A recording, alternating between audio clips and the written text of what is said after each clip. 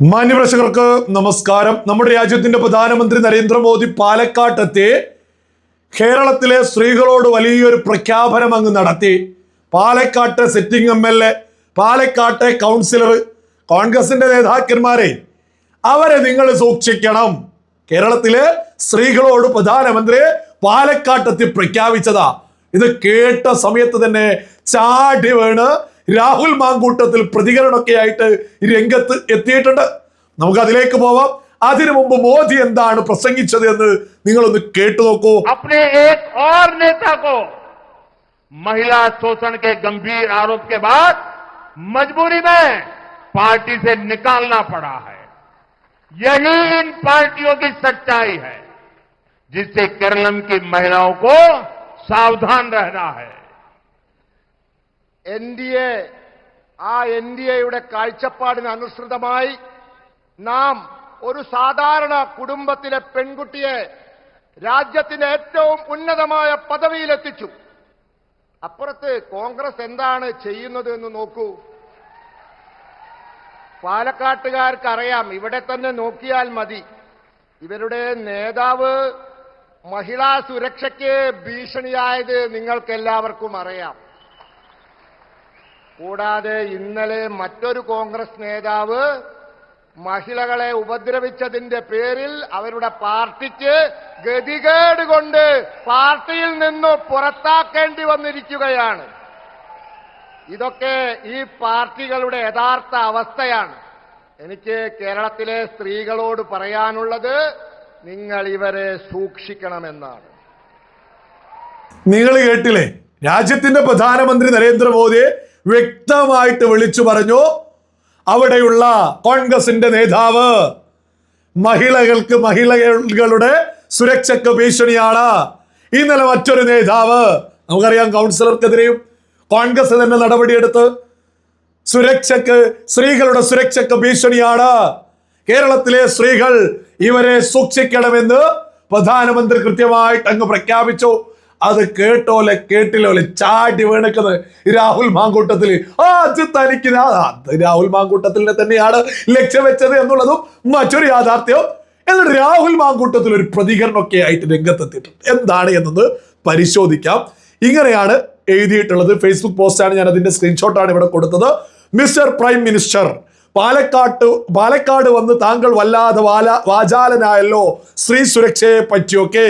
സ്ത്രീ സുരക്ഷ എന്ന വാക്ക് ഉച്ചരിക്കാൻ എങ്കിലും നിങ്ങൾക്ക് അവകാശമുണ്ടോ? തുടർന്ന് പച്ചക്കള്ളം എഴുതി പിടിപ്പിച്ചിട്ടുണ്ട്.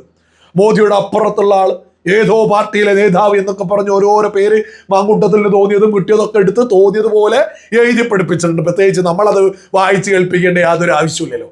അപ്പോ ഈ രാഹുൽ മാങ്കൂട്ടത്തിൽ പറയുന്നത് എന്താന്ന് വെച്ചാല്, മോദിക്ക് സ്ത്രീ സുരക്ഷയെ കുറിച്ച് എന്തെങ്കിലും പറയാൻ അർഹതയുണ്ടോ എന്നാണ് ഈ ചോദിക്കുന്നത്. രാജ്യത്തിന്റെ ചരിത്രത്തിൽ രാജ്യമുണ്ട്, അതായത് സ്വാതന്ത്ര്യം കിട്ടിയിട്ട് ഇന്ന് വരെയുള്ള പ്രധാനമന്ത്രിമാരിൽ സ്ത്രീകളുടെ സുരക്ഷിതത്വത്തിന് വേണ്ടിയിട്ട് നിലപാടെടുത്ത, സ്ത്രീകളുടെ ഉന്നമനത്തിന് വേണ്ടിയിട്ട് നിലപാടെടുത്ത, സ്ത്രീകളുടെ പുരോഗതിക്ക് വേണ്ടി ഇതുപോലെ നിലപാടെടുത്ത മറ്റൊരു പ്രധാനമന്ത്രി ഇന്ത്യൻ ചരിത്രത്തിൽ പോലും ഉണ്ടായിട്ടില്ല. നമുക്കറിയാം, ഒരു രാജ്യത്തെ സംബന്ധിച്ച് മറ്റൊരു രാജ്യവുമായിട്ട് ഒരു യുദ്ധത്തിൽ ഏർപ്പെടുമ്പോൾ ആ രാജ്യത്തെ സംബന്ധിച്ച് ഏറ്റവും പ്രധാനം എന്ന് പറയുന്നത് ആ യുദ്ധം തന്നെയാ. അതിൽ പരാജയപ്പെട്ടാൽ പിന്നീട് രാജ്യമില്ല എന്നുള്ളതൊരു യാഥാർത്ഥ്യ. അതുപോലെയുള്ളൊരു ഓപ്പറേഷൻ സിന്ദൂർ, ആ ഓപ്പറേഷൻ സിന്ദൂരിന് പോലും നേതൃത്വം കൊടുക്കാൻ രണ്ട് സ്ത്രീകളെ ഏൽപ്പിച്ച പ്രധാനമന്ത്രിയുടെ പേര് നരേന്ദ്രമോദി.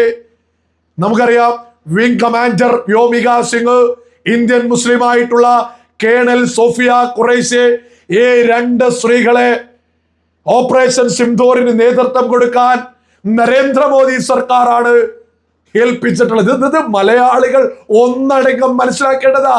രാഹുൽ മാങ്കൂട്ടത്തിനെ പോലെയുള്ള ആളുകള് ഉളപ്പില്ലാതെ സ്ത്രീകളുടെ സംരക്ഷണത്തെ കുറിച്ച്, സ്ത്രീ സുരക്ഷയെ കുറിച്ച് മോദിക്ക് എന്തെങ്കിലും പറയാൻ അവകാശമുണ്ടോ എന്നൊക്കെ ചോദിക്കുമ്പോൾ മൊണ്ണകൾ പോയിട്ട് അതില് ഇങ്ങനെ ലൈക്ക് അടിച്ച് ആവേശ കമന്റ് വിതരുന്നുണ്ട്. സകല ഇത്തരം ആളുകളോട് പറയാനുള്ളത്, രാജ്യത്ത് ഇന്നേ വരെയുള്ള ചരിത്രം എടുത്താൽ സ്ത്രീകളുടെ പുരോഗതിക്ക് വേണ്ടി, സ്ത്രീകളുടെ സുരക്ഷയ്ക്ക് വേണ്ടി ഇതുപോലെ നിലപാടെടുത്ത മറ്റൊരു പ്രധാനമന്ത്രി ഇന്ത്യൻ ചരിത്രത്തിൽ ഉണ്ടായിട്ടില്ല.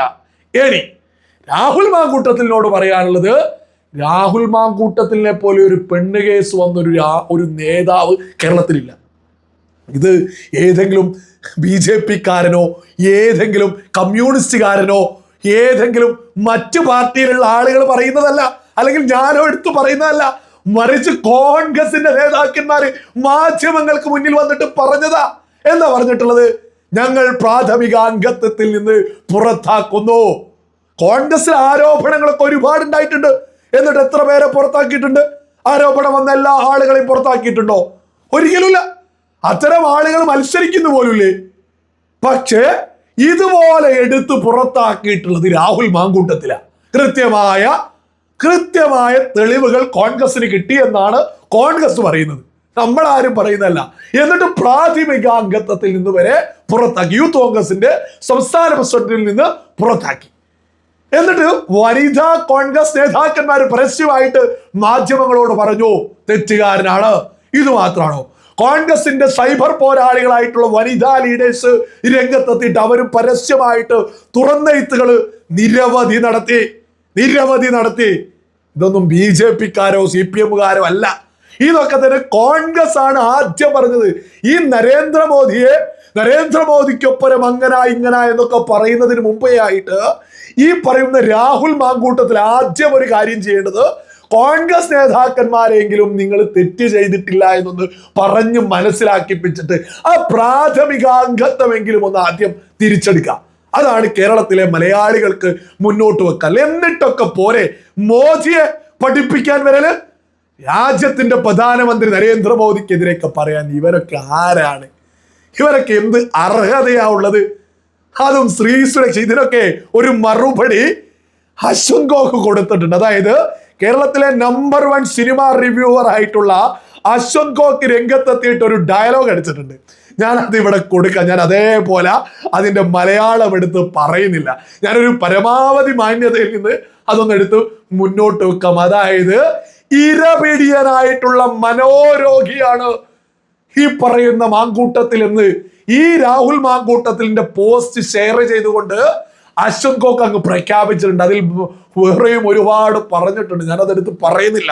അശ്വന്ത് ഗോക്ക് കണക്കിന് തന്നെയാണ് എടുത്ത് അങ്ങ് ഈ മാങ്കൂട്ടത്തിന്റെ മണ്ടക്കടിച്ചതുപോലെ കൊടുത്തിട്ടുള്ളത്. ഈ അശ്വന്ത് ഗോക്കൊക്കെ ഇതൊക്കെ പറയുന്നതിലൂടെ ഒരു കാര്യം സകല ആളുകളും തിരിച്ചറിയണോ?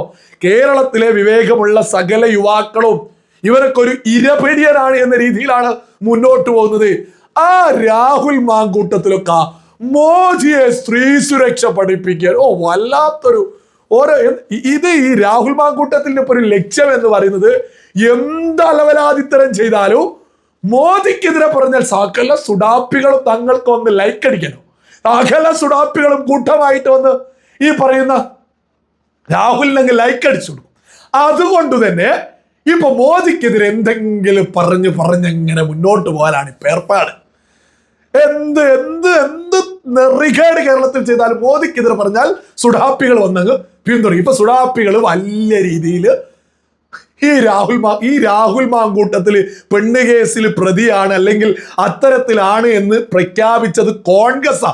ഈ മോദിക്കെതിരെയോ കമ്മ്യൂണിസ്റ്റുകാർക്കെതിരെയൊക്കെ സംസാരിക്കുന്നതിന് മുമ്പ് ഈ രാഹുൽ മാങ്കൂട്ടത്തിലും അവരെ പിന്തുണയ്ക്കുന്ന ആളുകളും കോൺഗ്രസ് നേതാക്കന്മാരോടെങ്കിലും ഒന്ന് തെളിയിക്കാൻ ശ്രമിക്കുക. അതേപോലെ കോൺഗ്രസിലെ വനിതാ ലീഡേഴ്സിനോടൊക്കെ ഒന്ന് പറഞ്ഞ് അവരെ ഒന്ന് മനസ്സിലാക്കിപ്പിക്കുക. എങ്ങനെയെങ്കിലും ഞങ്ങൾ ഇതൊന്നും ചെയ്തില്ലെന്ന്. എന്നിട്ട് പോരെ മോദിയെ പഠിപ്പിക്കാൻ വരല്, എന്നിട്ട് പോരെ കമ്മ്യൂണിസ്റ്റുകാരെ പഠിപ്പിക്കാൻ വരൽ, എന്നിട്ട് പോരെ കേരളത്തിലെ സാധാരണക്കാരെ പഠിപ്പിക്കാൻ വരല്.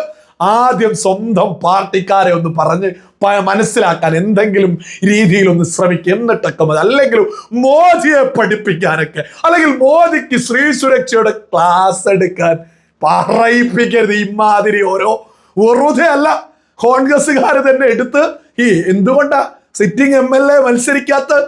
സിറ്റിംഗ് MLA-മാര് കോൺഗ്രസിൽ മത്സരിക്കാത്തത് എത്രത്തോളം ഗതികെട്ട ലെവലിലേക്ക് എത്തും?